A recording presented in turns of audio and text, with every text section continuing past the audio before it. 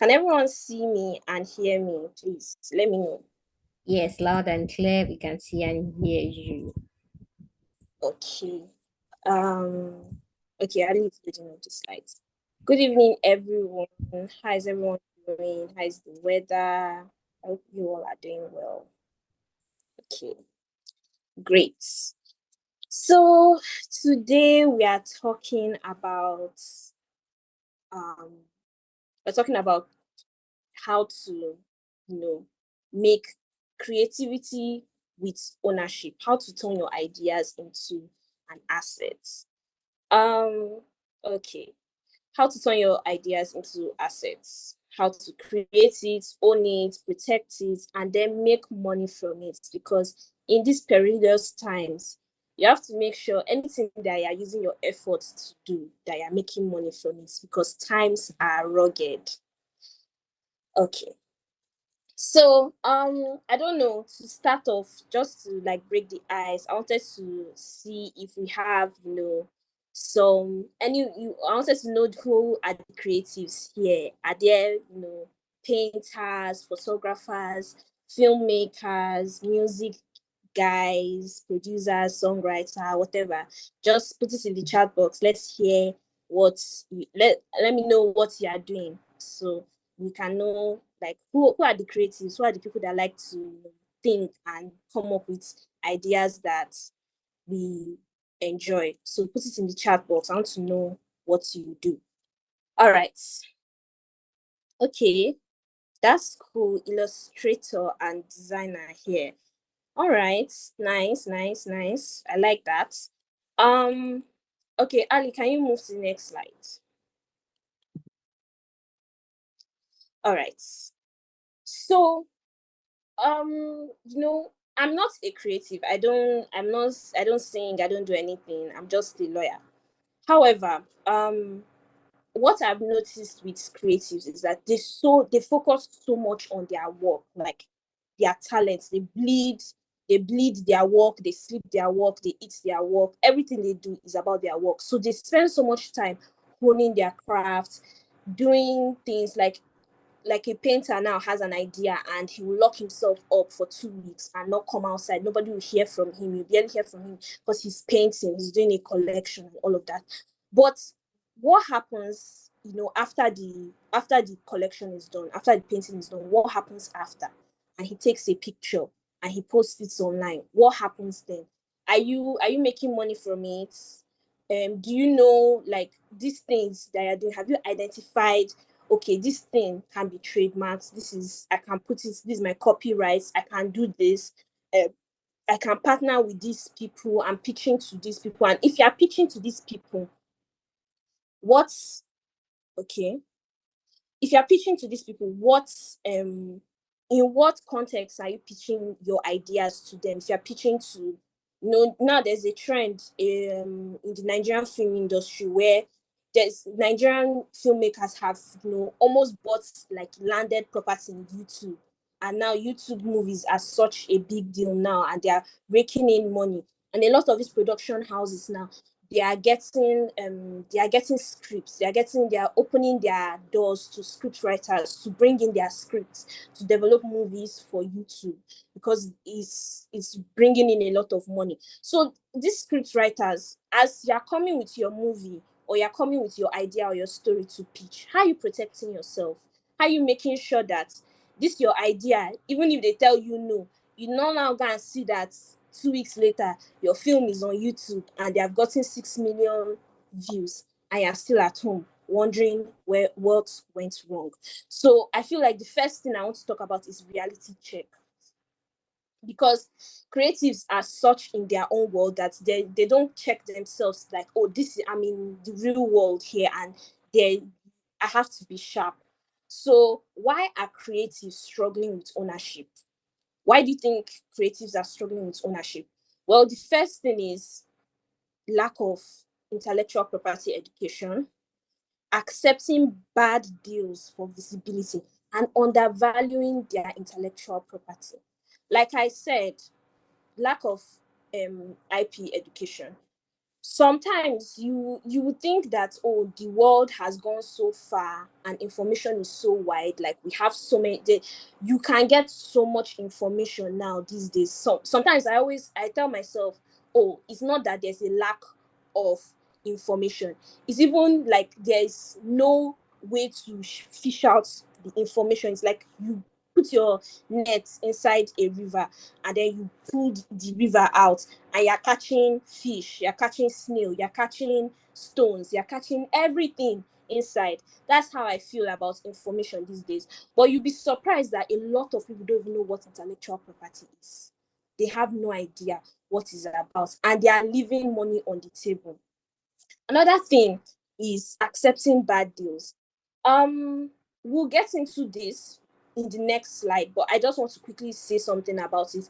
A lot of creatives, they feel like, which sometimes I understand, because like I started the session saying, we live in perilous times. Things are rugged, so everyone is trying to make their bag. But I've noticed one thing with creatives is that they're just like, okay, you know what, this thing is going to make me visible, so let me just allow, from there I can build. How do you know what is going to make you visible and what is not going to make you visible? And even if this thing makes you visible, is it going to give you money? How are you taking care of yourself? So they'll just be like, okay, just this one time around, and they sign this very bad deal, and then the next thing you know, one day they are on Twitter and you're asking, is this person okay? They are tweeting like 12 tweets in 5 seconds, and you're wondering what's happening. They're like, this person, they'll now be tagging people, oh, this person is a cheat, this person is a liar, this person is a fraud.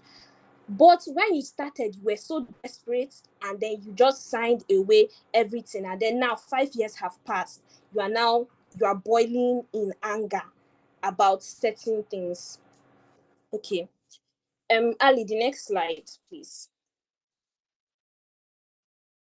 Okay. So now I want to properly talk about something: exposure versus leverage. There are two different things. Exposure is visibility. They see you. Your song goes viral. Your dress that you made is viral. Everybody's talking about it.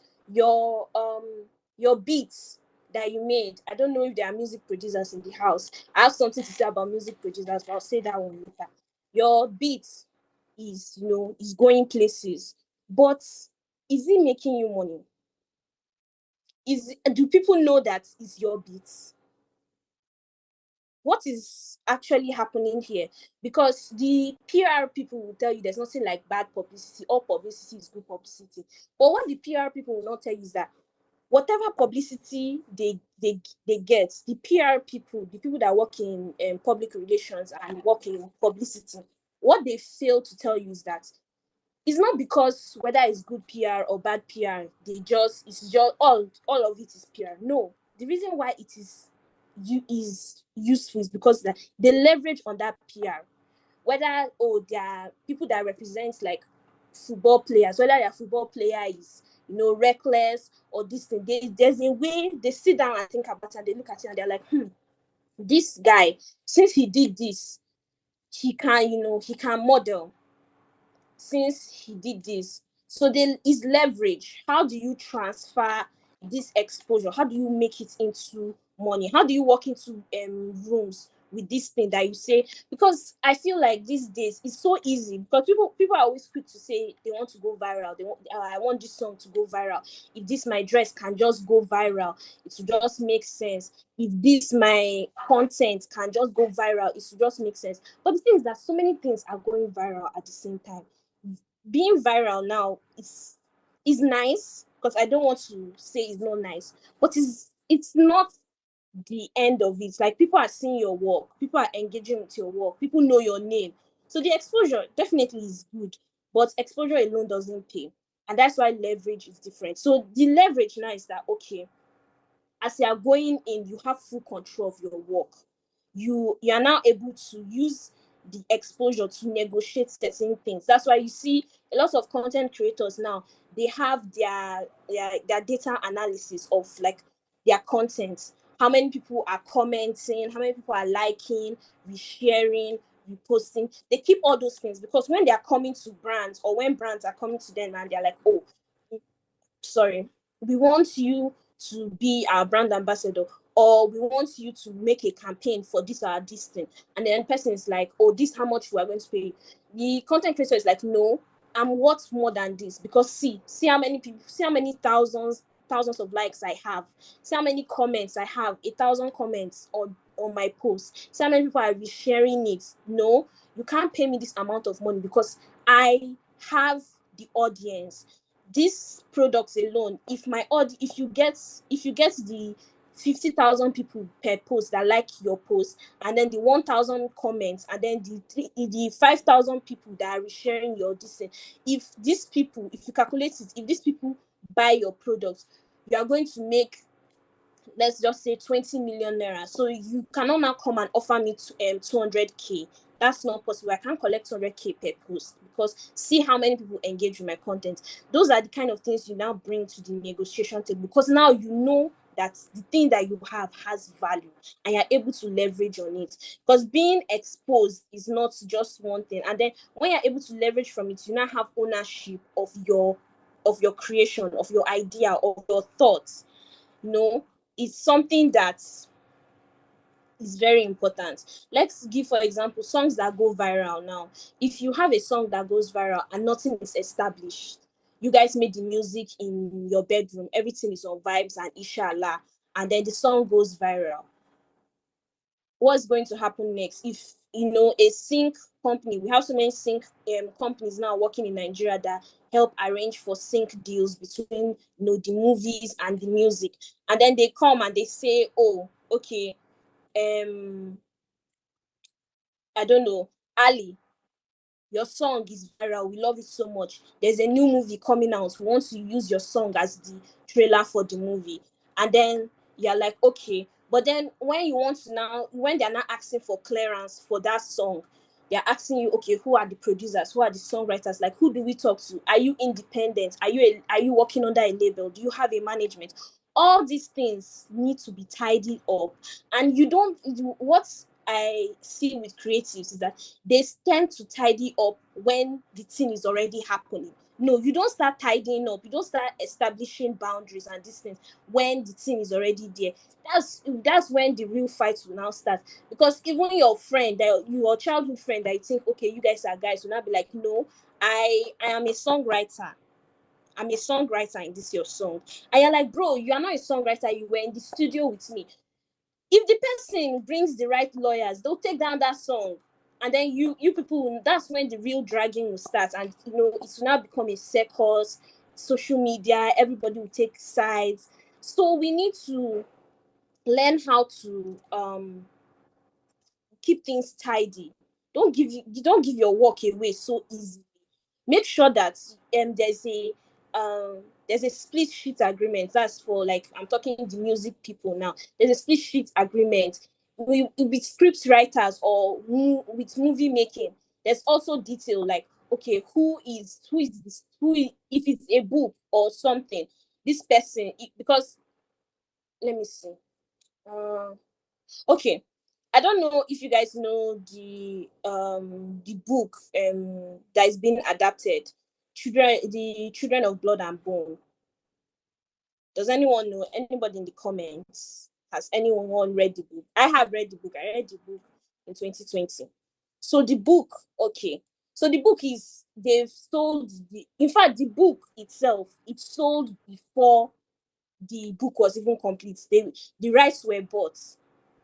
Okay, thank you.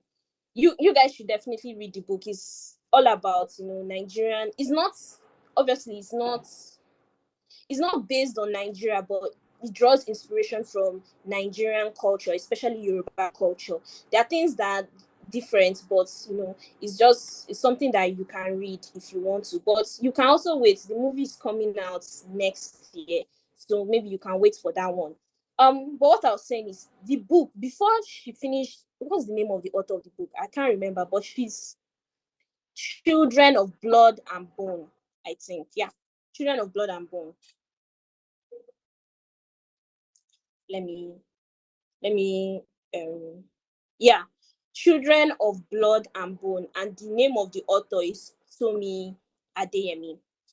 Okay, so for those of you that want to check it out, you can at least go and do that. Yes, thank you. So what was I saying? The book itself, before the book has three parts. Before the other parts were complete, she had already sold the rights to the book. Now, aside from her being the author of the book, she's also now she's one of the people working on the screenplay for the movie. So you can see that everything is being established. Now, unlike the Bridgerton books, there are 8 books. Yes, and Shonda Rhimes bought the entire rights along with Netflix. They co-own the rights, and then the owner of the book, she has no hand in what is happening in Bridgerton the show. The characters, everything were bought by Netflix and Shonda Rhimes, but she has no part in it. So she can't take any claim for it. It's just that when you see the credits, you see from whatever the name of the author of Bridgerton books are. So those type of things. Ali, can you please move to the next slide?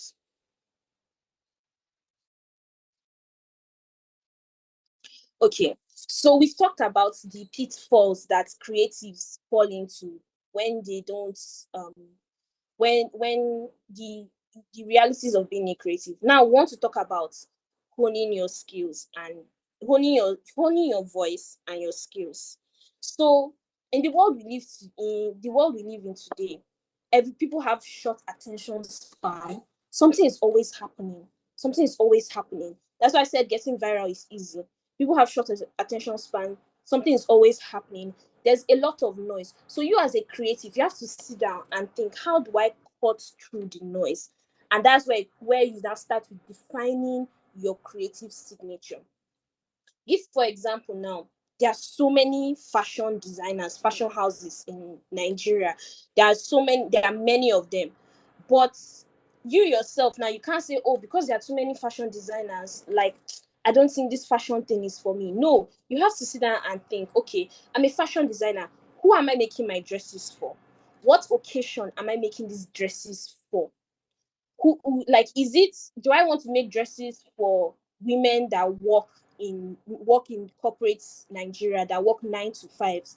Is that who I'm creating these dresses for? I want them to feel a certain way. Is it for women of a certain size? Maybe we don't see a lot of dresses that size 12 and above. So I want to cater to women in size 12 and above for their corporate dresses. That's, you've created you have your signature, you've identified your brand, and then you've recognized the market that you want to go into, and then you can stay consistent in that market that you've recognized. Do you understand?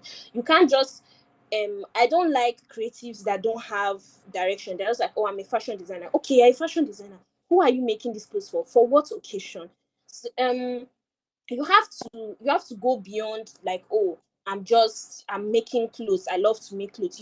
Because what separates a hobby from a business is structural and operational things. So now if you now decide, okay, I make clothes for people that are in corporate, you can now start seeing how you can pitch yourself to even financiers. You see how you can pitch yourself to financiers. You can see how you can take your things to certain fashion shows where you should sell your things to. And because if you don't, your brand, your entire identity is going to be lost in the noise, because there's a lot of noise in every industry. Recently, I watched an interview. The owner of Canva, she pitched her Canva idea to Google, Windows, multiple times in over the space of a couple of years, and they all told her that this thing I are designing, there's no need for it. We already have PowerPoint. We already have PowerPoint. We already have apps that already design that's flyers and posters. We don't need your Canva. So they told her, even someone even told her that this market is already saturated, like you don't need to. And she kept peeping, and eventually she and her husband, I think husband, partner, whatever, the two of them now decided to put things together and get like friends and family and just smaller businesses. They put their finances together and started Canva. How much is Canva worth now? I think it's worth, if I remember closely, when I read this thing last year, close to 40 million. That's, or even more, it might even be more than 40 million. And now she's getting the Google, the Windows that told her, no, we already have our, like, oh no, we already have our Windows, we already have our PowerPoints, like we don't need your Canva. They are pitching to her now, they are coming to her to say, oh, we want to buy into your company, want to collaborate with your company. So when you identify your creative signature, you build your brand identity and you stay consistent in a market that you have recognized, the people will come to you. You won't have to go to them. They will start coming to you, especially when people see you as serious. They will come to you because there's a market for everything under the sun. That thing that you think, ah, people don't really need it, people don't really use it, there's a market for it. You have to sit down and think about it and really see what is missing. There's a market for it. It is you to now find that market, because nobody else will find this for you, or everybody will tell you that everybody's already doing it. Oh, there are already people doing it, or there's already an app for something like this. You don't need to do it. Are there any tech bros here in the house? Okay. They'll tell you, oh, they already have someone that does this. You don't need to do any of this. But the truth is that that's not how it goes. You have to stay consistent and do your own thing. That's the only way you'll be able to build your brand and hone your voice. The next slide, please.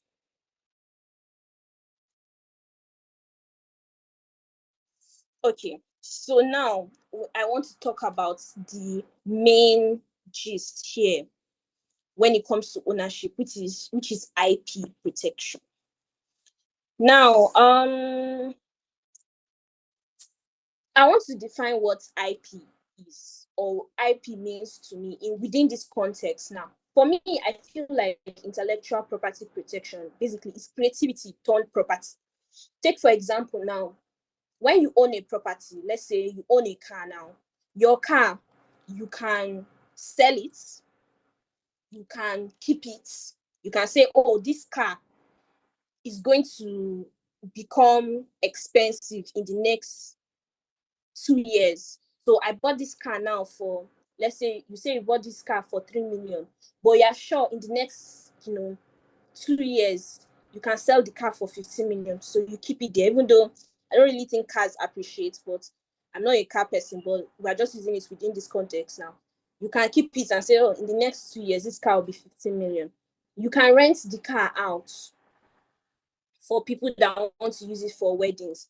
You can make an arrangement with another guy that, oh, this guy, I don't have the energy, I cannot be driving around Lagos, but this guy, he can drive around Lagos, picking passengers, doing like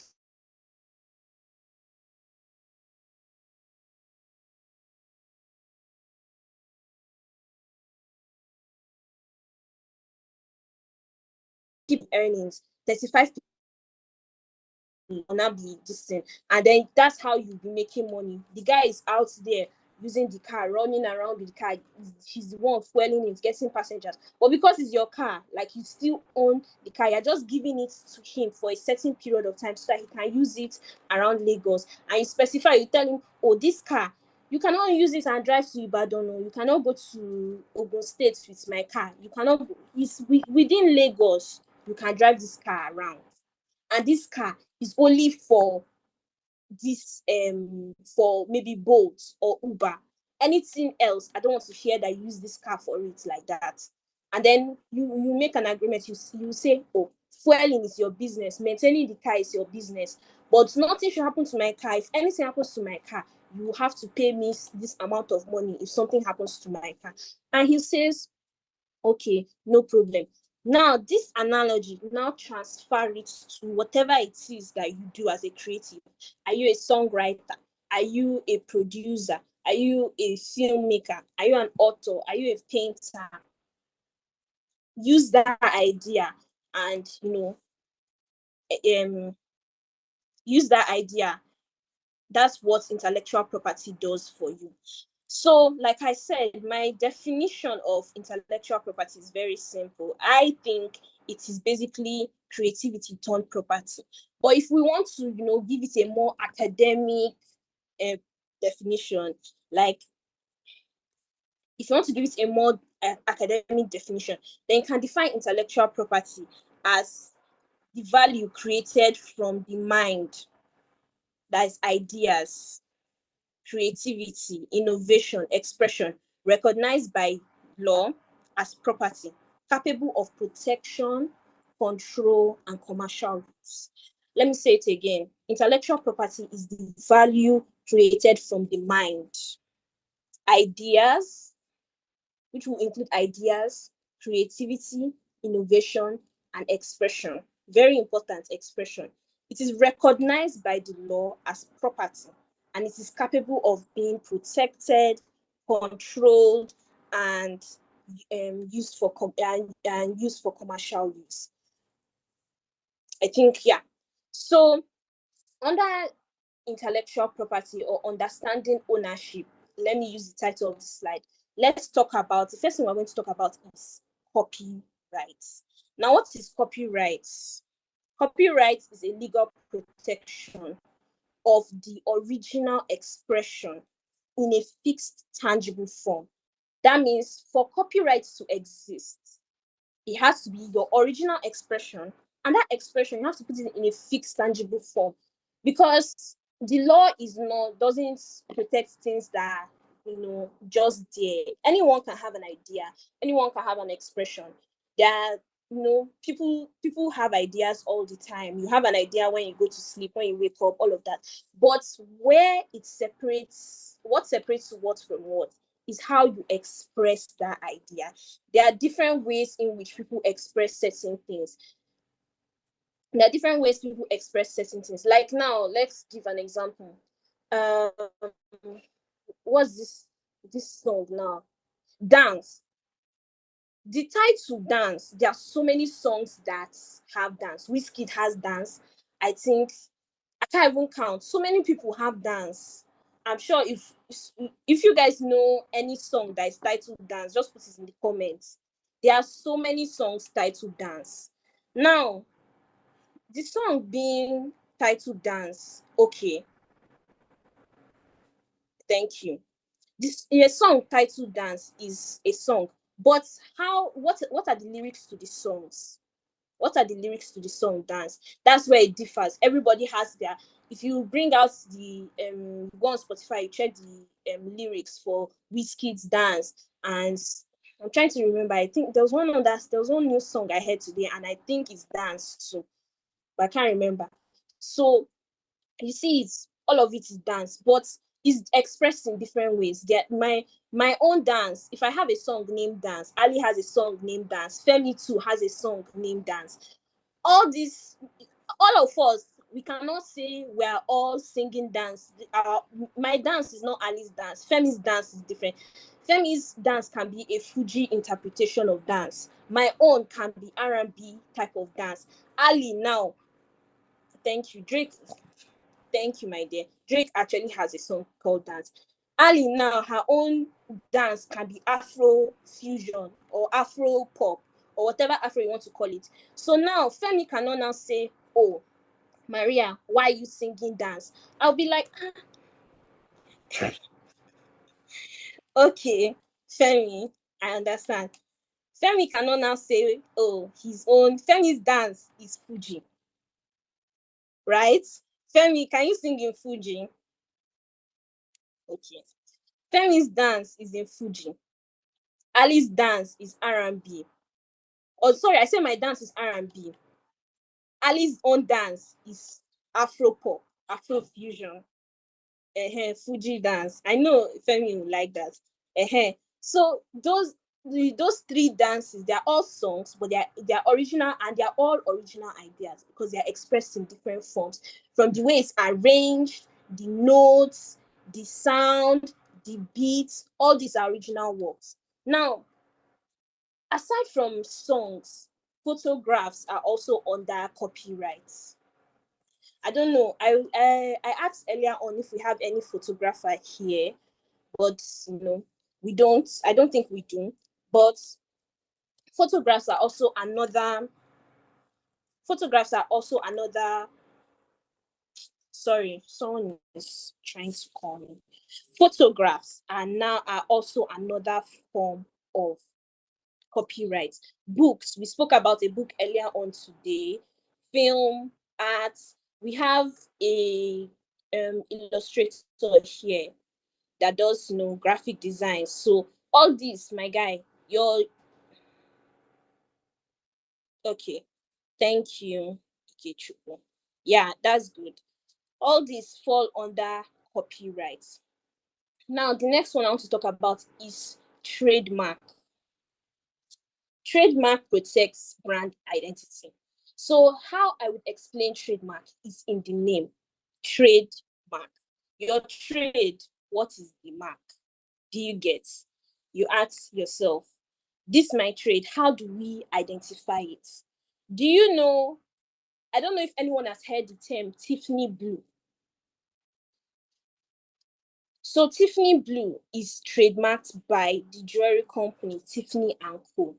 And Tiffany Blue is specifically for Tiffany Blue. They don't have nobody okay, thank you. Nobody else uses Tiffany Blue for anything else but Tiffany. Yeah, thank you. But Tiffany and Co. So when you see the color, you identify it with the brand. That's basically it. Trademark. Copy Contracts define ownership of terms. So I think the other day Ali has been preaching the good news of split sheets.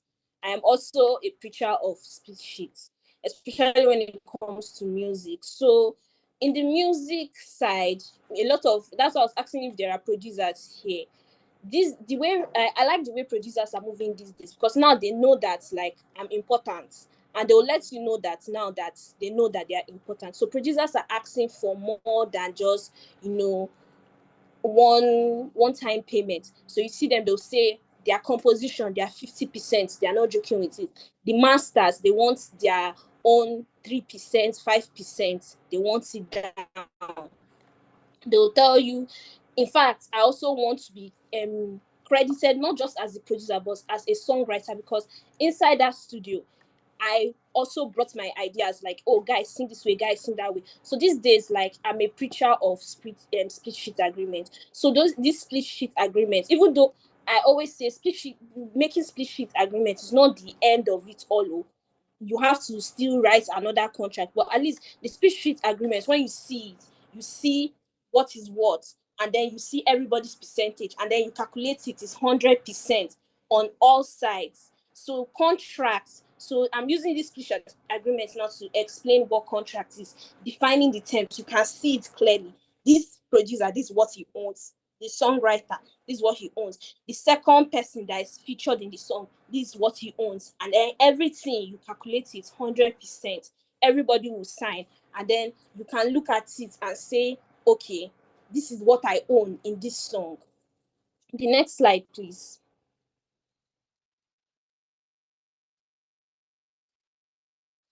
Turning your creativity into assets. I think we've kind of touched about this when I use my car analogy, saying how you sell, you license, and you monetize repeatedly. Let me go back. Let me use my producer thing again. So a producer makes a beat. The singer jumps on the beat and it's like, this beat is mad. Sings on the record. It's recorded, and then maybe their management, depending on the artist, if they are independent, them and their manager discuss, and they're like, this song is going on my album. If they're a record label, the label agrees it's going on the album. So there are things that you need to know. Are you selling these beats? As in, is it a one-time sale? Are you just giving the person exclusive license to it? That means only this person can use it. Or is it non-exclusive, meaning that this license I'm giving you the beat, but another person can still jump on these beats? And then monetizing repeatedly, when you're getting paid from your royalties, you guys will make an agreement. Okay, once a year, this is how much.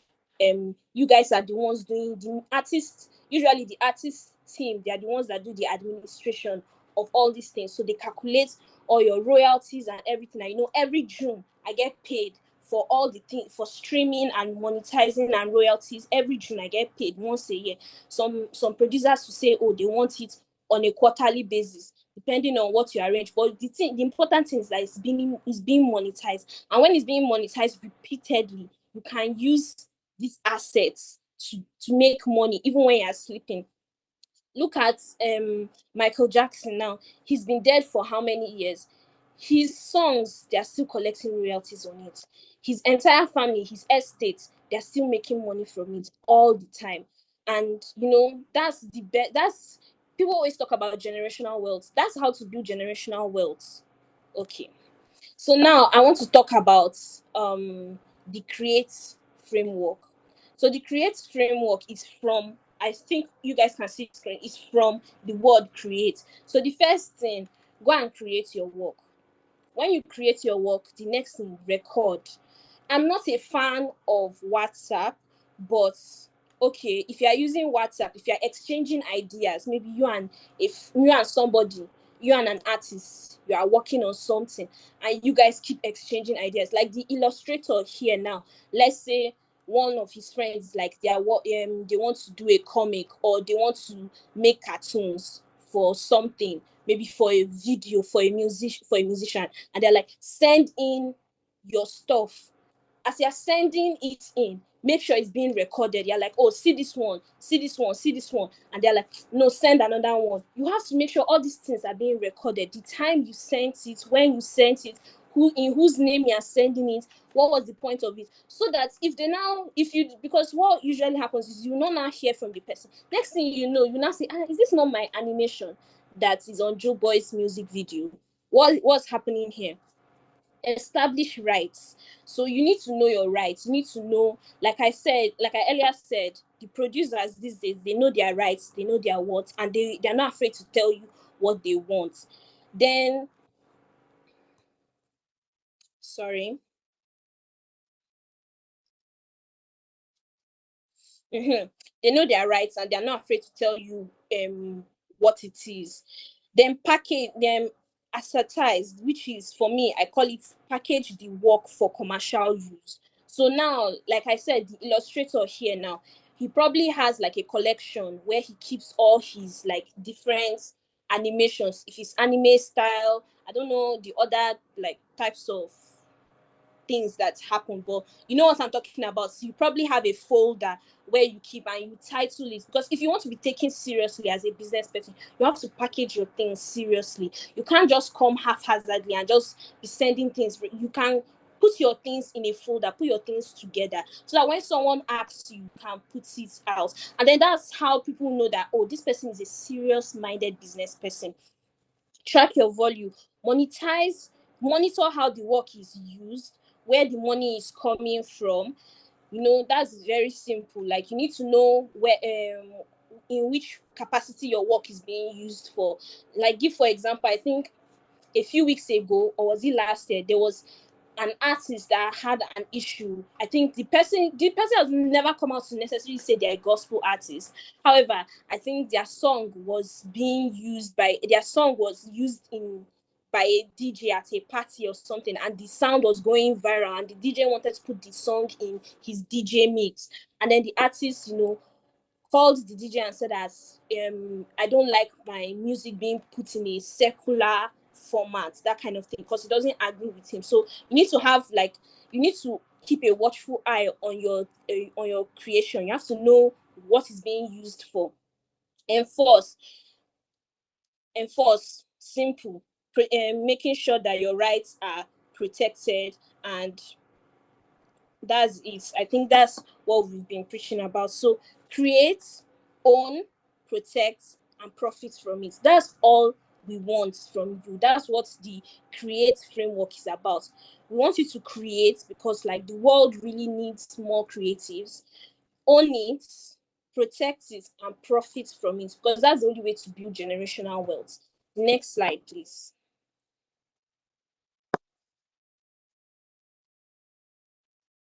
Okay, I think we've flogged on this so much. Protecting what you build, making use of written agreements, registering your work, especially ready. Let me just touch on registering your work a little bit.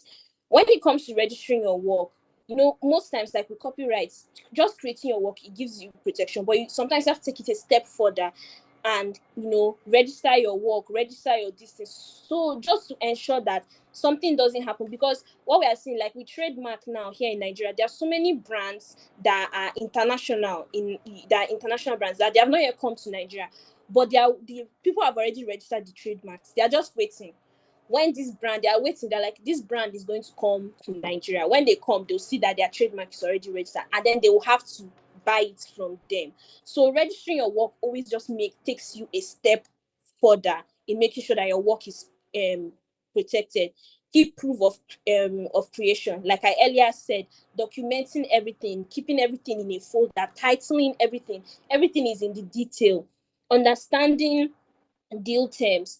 There was one time an influencer friend of mine got a deal, and she was so happy. She was really happy about it when she was starting up. And then I read the contract and I said, babe, are you not seeing what they are saying? They're saying you cannot work with any brand that makes similar products, even if that's not what you're.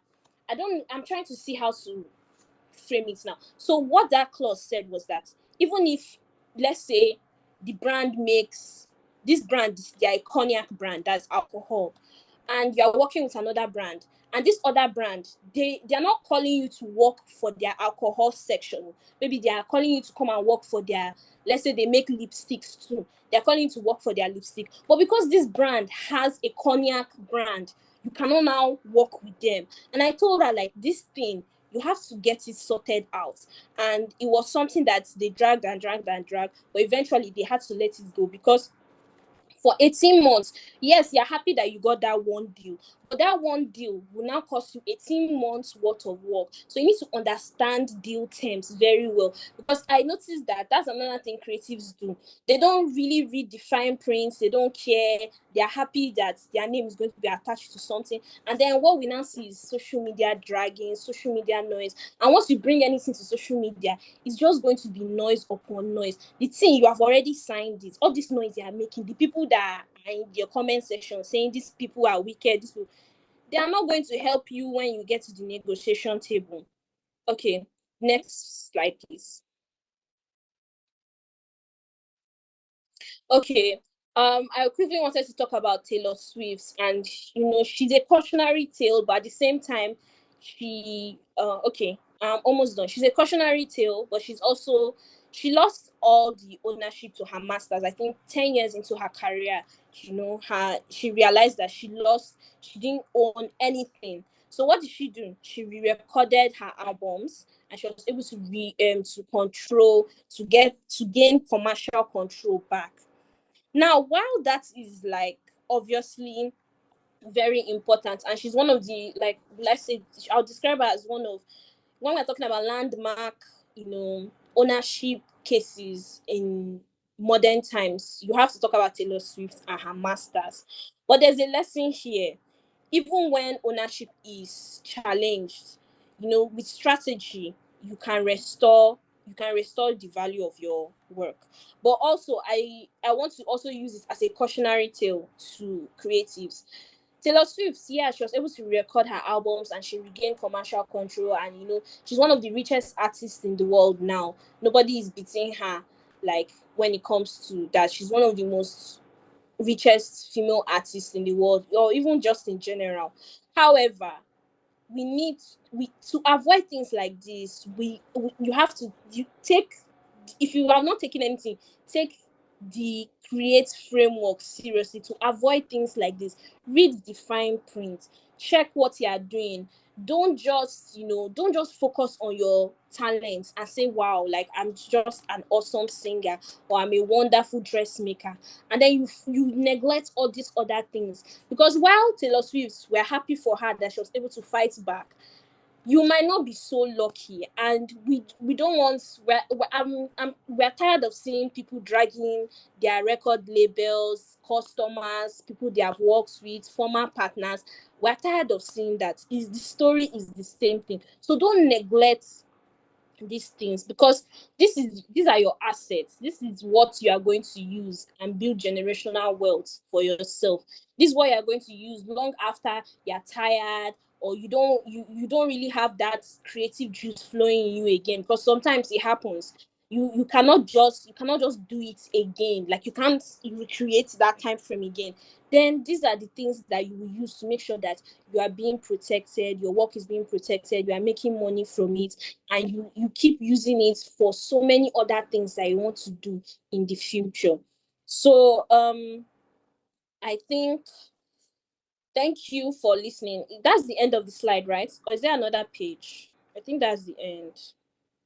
Okay, so my final takeaway, just let me read the final takeaway and then I'll go. Final takeaway: creativity is capital, ownership determines profit, and protection is part of the process. So let's try and assert ourselves and understand what assets you're carrying. Be confident in your assets, and because of that, protect it with all your might. The same way you protect your cars, your handbags, your jewelry, your house, even. You need to start doing that with your creative rights. Thank you, Ali. You boys should please Over. start clapping, start clapping. I mean, I want to see clappings inside this place. Please clap. Comment section, but please open the comment section up for me. Thank you so much, Maria. This was amazing. Thank you so much. It's so nice to actually. I mean, there's a lot to have been learned from this today. If you not learn anything today, I don't know what to call you right now. Let me on my camera back. All right, so we're going to go into the next segment basically just before question and answer sessions, because you definitely would you definitely have a lot of questions to ask, right? Oh, sorry, I think we can move into question and answers first because there's a breakout session, but we have to do question and answers first. So just do we'll take just 3 questions. So if you have a question to ask, please either you raise up your hand or you just write in the comment section. We're taking just 3 questions and then we would go to the next phase. We're taking just 3 questions. If you have a question to ask, please raise your hand or just type it in the comment section. It was an amazing session. There's a lot to learn. The great part is that IP is a very rounded situation, basically. This is like an opening, and then I'll talk more about how you can get to know more about these things. But for now, we'll go to questions. All right. So David says, Maria, David says, what is the difference between franchise and copyright, and how can you use franchise to your advantage?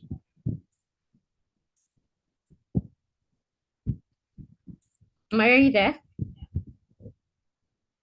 Sorry, I thought I forgot my mic was mute. Oh, okay. Okay.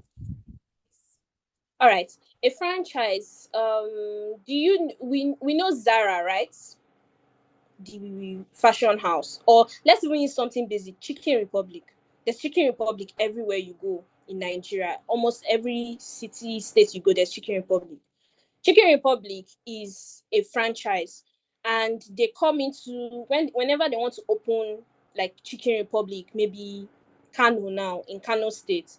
They come in and they see who is interested in working with them, and then they come together, they form an agreement, a franchise agreement. So what it means is that Chicken Republic will give you their name, their logo. They'll train the staff in the ways of Chicken Republic, basically, and then they will allow you carry the business. So you are now Chicken Republic Kano, but you are you it's one of the easiest ways to make money, honestly, because you have a franchise that is already a well-known brand, and then this brand comes to you and you can just make money from it. So chicken the analogy I would just use is Chicken Republic. When Chicken Republic comes to a place and they want to open up, they look around and see people that are interested, and then they train the staffs in the way of Chicken Republic. They give you their recipes, logo, everything. Because it's so funny, because you can go to Chicken Republic Owerri and you hear that nice. You go to Chicken Republic Abuja, you hear nice. And then you go to Chicken Republic in Lagos, Surulere, and you hear nice. All of it is under one franchise. Copyright. Copyright is a type of intellectual property protection. Okay, it's a type of intellectual property protection, and it comes by way, as I said earlier on, it comes from the expression of an idea in a fixed tangible form, where whether you write it, you make a video on it, put it in a sound recording, whatever it is, it's shared in a fixed tangible form. So for copyright is a type of intellectual property protection, and it comes from the expression of ideas in a fixed tangible form. I don't know if I've answered that as accurately as possible. All right. David, does that answer your question? Because it does from my end, actually. Does that answer your question? All right. All Thank right. you so much. All right. Any other person has a question? Any other question for tonight before we go to the next phase?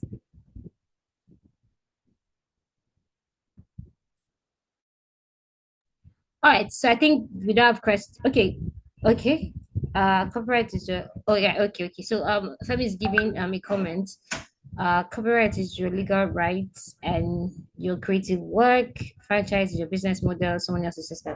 All right. Thank you so much, Femi, for that. So we're going to go into the next part of this session. So I love when we have breakout sessions that allows everyone to be forced to talk, because creatives must talk. So we've shared everyone into different groups. Okay. Oh, okay. Okay. I think let me quickly add some people into some groups before we begin, because we're going to start anytime from now. All right. So please, I'm opening up the breakout sessions. Please just join the group you're assigned to.